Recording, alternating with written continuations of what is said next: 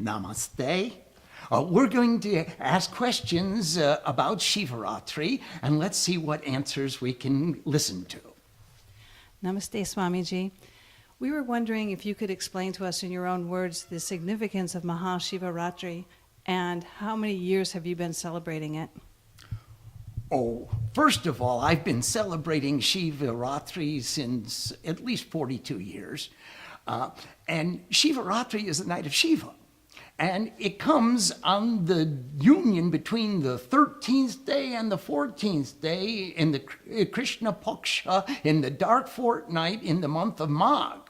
And Shivaratri is the night, so many people have observed the Shivaratri throughout the history, but there are stories and stories that tell about why Shivaratri is important. Some people say it's the birth of Shiva, other people say it's the birth of Parvati, others say that on this night, Shiva was really recognized for his divinity.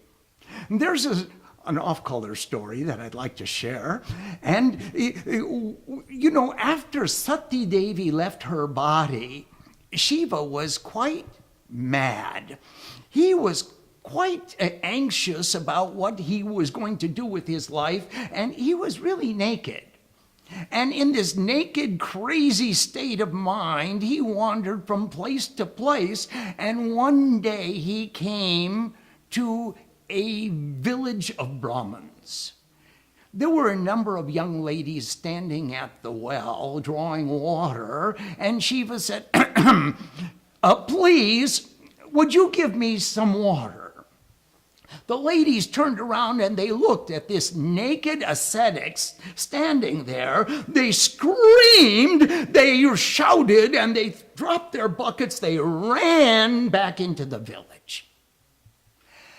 The Brahmins came out and they said, Shiva, you have no sense at all. You have no couth at all. We curse you. You stand shamelessly naked in front of the young ladies of our village. Let your lingam fall off. Shiva's lingam fell down. And immediately, all the procreation ceased in the creation. And there was nothing new being born, and all motion stopped. And the gods looked down from heaven and said, oh my goodness, what happened? They said, Shiva lost his lingam. So they all got together and they went to Brahma and they said, Brahma, let's find a solution for how do we get the creation to go again. It has to run. They all went to Shiva, and Brahma was in front and said, Shiva, would you put your lingam back on, please? Shiva said, look, this was not my idea. This was the curse of the Brahmins. This is not the way to run a creation. The Brahmins will curse the supreme Shiva. I won't put my lingam back on until every one of you stays up all night long and worships that lingam. And I want you to pour milk and yogurt and honey and sugar and ghee, and you'll make panchamrita, and you'll sing songs, and you'll celebrate, and you'll sing the Siva Sahasranam, and you'll sing the Rudra Stadhyay, and you'll do the entire puja all night long, and we'll talk about it in the morning.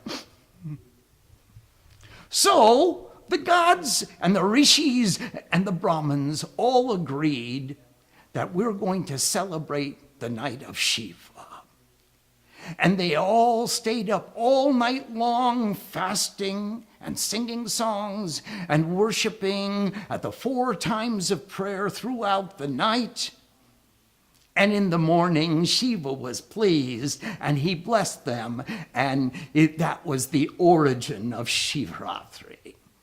So that's why we celebrate the Shivaratri in the same tradition. Now, there are so many stories of so many people who celebrated Shivaratri, And what they found and what they received is, as the fruit of their worship, all is positive.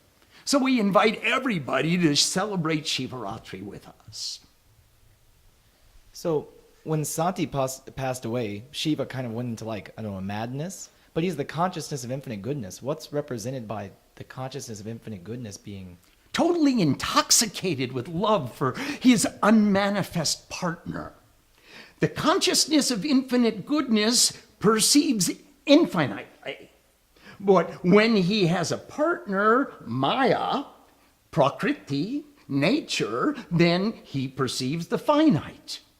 So when he was without a partner, he perceived infinitely. And he became, in this intoxicated state of madness, just completely absorbed in intuitive consciousness because there was no duality. Now, once the duality returned and Shiva married again and became one with Prakriti, with Parvati, the daughter of the Parvat, the daughter of the mountain, then Shiva gave up his madness and became a productive member of the Trinity of gods. G, generator; O, organizer; D, destroyer, dissolver. The three functions of the one divinity. Swamiji, on March 9th, we'll celebrate Shivaratri at the Devi Mandir. Can you tell us a little bit about what we'll be doing on that night and why it's important? We will worship Shiva. We'll worship the Shiva Lingam here, Satyeshwar at the altar. We'll worship Yagyeshwar near the Havan Kund, and we'll worship Napeshwar down in the forest. We'll offer milk and yogurt and honey and sugar and ghee, and we'll make the puja. We'll offer flowers. We'll all sing songs. We'll have kirtan all through the night. We'll sing the 1,000 names of Shiva. We'll sing the Shiva Kavach. We'll all put on the armor of Shiva and protect ourselves with the mantras which take Shiva into us and take the bhava of Shiva into us and then cover it with a suit of armor so that that bhava is protected. And then we'll sing the Rudra Stadhyay. We'll dance. We'll chant. We'll have a big party, and in the morning, Mama makes us breakfast, and we get to break the fast. It's a lot of fun. You mentioned dancing. Nrit is one of the practices of Siddhanta Char. What is meant by that? Is it just dancing with devotion? Is it a specific system of dancing? It could be any kind of dancing. Arati is part of the dancing. Nritya also tells stories with dance. So there's Bharatanatyam or Kathakali or various forms of storytelling in dance. So there are many ways that dancing will fit into our puja padoti or the siddhant. Remember, there are 7 forms of worship as we are practicing the worship. There's puja, where we're chanting the mantras and making the offerings. There's pat, when we are reciting a text of mantras. There's homa, where we're making a sacred fire ceremony. There's sangeet, where we are singing songs. Nrit, where we tell stories in dance, or we just do the boogie woogie. There's pravachan, what we are doing right now. We are explaining what we do, what it means, how it works. That's giving a lecture or a discourse. And there's arpon. We're going to cook, and we're going to serve, and we're going to make it as friendly and fun a party as Shiva could ever desire. Could you explain the significance of offering bilva leaves to Shiva? Yes, each bilva leaf has 3 leaves on it, and they comprise the Trinity, or the Trishul that Shiva holds in his hand, the Trishul of Unity. It's a weapon which defeats all division and adversity by bringing them into unity.